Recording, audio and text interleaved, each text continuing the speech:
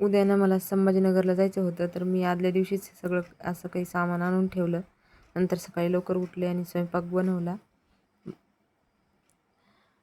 स्वयंपाक पटपट आवरून घेतला आणि नंतर ना माझ्या बहिणीच्या मुली आल्या. त्या काही अशा तयार होऊन आल्या आणि नंतर मुलं पण तयार झाली आणि सगळ्यांची घाई गडबडच होती जाण्याची. मुली अशा काही धिंगाणा करत होत्या आणि नंतर मग आम्ही तयार झालो आणि सर्वजण निघलो आणि आम्ही एक व्हॅन केली होती. सर्वजण व्हॅनमध्ये बसलो होतो. खूप छान वाटत होतं सर्वजण आले म्हणून आणि सर्वांना आनंद वाटत होता. कुठं काही फिरायला भेटत नाही म्हणून आज रविवारचा दिवस होता सुट्टीचा, म्हणून आम्ही आज फिरायला गेलो होतो. तर आम्ही ना संभाजीनगरला आलो होतो आणि आम्हाला जायचं होतं सिद्धार्थ गार्डनला. तर सिद्धार्थ गार्डन हे संभाजीनगरमध्ये येतं. तर आम्ही संभाजीनगरला आलो होतो.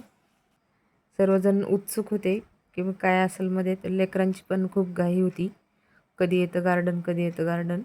आज ना मुलांसाठीच वेळ काढला होता. कुठे काही जायला भेटत नाही आणि मला हे काम असतं म्हणून काही जायला वेळच नसतो. तर त्यामुळे मी आज वेळ काढला होता.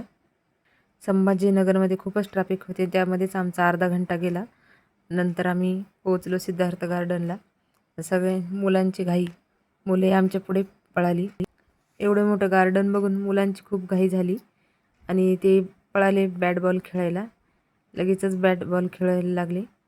मुलांना पण खूपच आनंद वाटत होता आणि असं त्यांच्या चेहऱ्यावर आनंद दिसून येत होता आणि सर्व काही असं निसर्ग आम्हाला पण खूप छान वाटत होतं. मुलांना तर झाला आनंद, पण आम्हाला पण आनंद झाला आणि आम्हाला पण असं निसर्ग पाहून आम्हाला पण खूप छान वाटलं आणि लेकरांची घाई प्राणी बघण्याची. इथं ना गौतम बुद्धाची पण खूप मोठी मूर्ती आहे. छोटी रेल्वेची पटरी आहे इथं. इथे ना रेल्वे पण होती, पण सध्या बंद आहे. तर रेल्वे काही नव्हती, आम्ही नुसतीच पाहिली. नंतर आम्ही झोका खेळायला गेलो आणि सर्वांनी झोका खेळला. तर आम्ही सर्वांनी झोका खेळला आणि मुले ही घसरगुंडी खेळायला गेली आणि काही छोट्याले मुली पण छोटे छोटे झोके खेळायचे आणि आम्ही मोठ्यांनी हे मोठा झोका खेळला.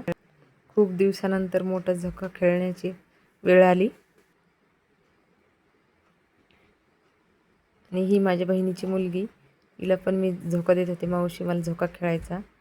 हे आमच्या नणंदबाई. तर असाच होता आजचा दिवस. बाय.